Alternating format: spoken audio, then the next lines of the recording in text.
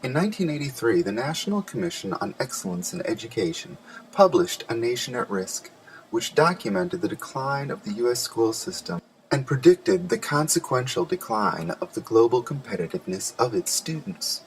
After 27 years of supposed educational reform and expending the highest proportion of gross national product on education, our elementary and secondary school students never place above the median in comparative studies of academic achievement.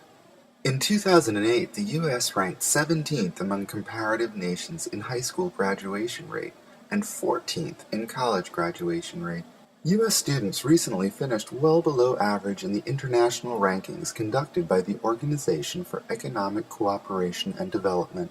Out of the 31 ranking countries, U.S. students ranked 14th in science, 15th in reading, and 19th in math. The figures from a recent national assessment of educational progress show that only 39% of fourth graders and 32% of eighth graders test at or above proficiency in math. Additionally, only 18% of high school seniors perform at or above the proficient level in science. It is anticipated that 8 out of 10 jobs in the next decade will require math and science skills. The U.S. Education Department estimates that 60% of the jobs opening in the 21st century will require skills that only 20% of the current workforce possesses. While science and technology are burgeoning around the world, the number of American engineers and physical scientists graduating has declined by 20%.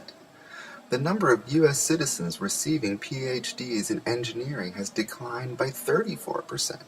Students receiving bachelor's degrees in engineering has declined by 18%.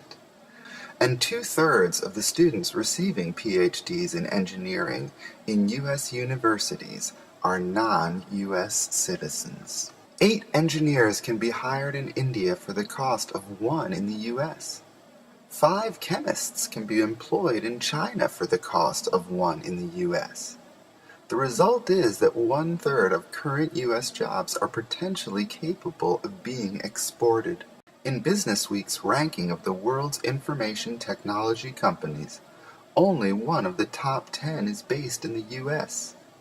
Nearly 60% of the patents filed with the U.S. Patent and Trademark Office in the field of information technology originate in Asia.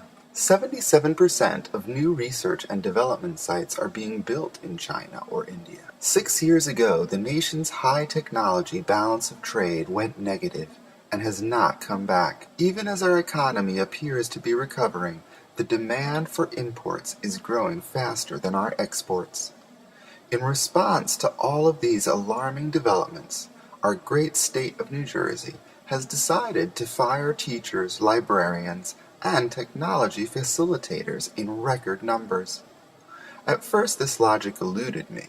However, after careful consideration, it became clear that this is a blatant attempt to scuttle a ship that has been slowly sinking for decades. While I am the first to agree that the system is in dire need of a complete overhaul, this current strategy is crippling the educational opportunities of the poor and disenfranchised, pushing the middle class deeper into financial crisis as they struggle to pay for private school. If we are going to succeed as a state, and a nation for that matter, we need to come together and provide qualitative and diverse educational opportunities for all of our citizens, based on merit, not financial status, as most of our competing nations do. It is unfortunate that we seem to be incapable of providing equally qualitative education to everyone. Perhaps it is time to reconsider the current push for standardized and uniform curriculum and hedge our odds by making more alternative educational opportunities available to a larger percentage of the population. There is an abundance of research and pilot programs that support the benefits of student-led, discovery, and project-based learning. If we cannot provide these opportunities to all, at least let us provide them to those who can and will thrive in an alternate program.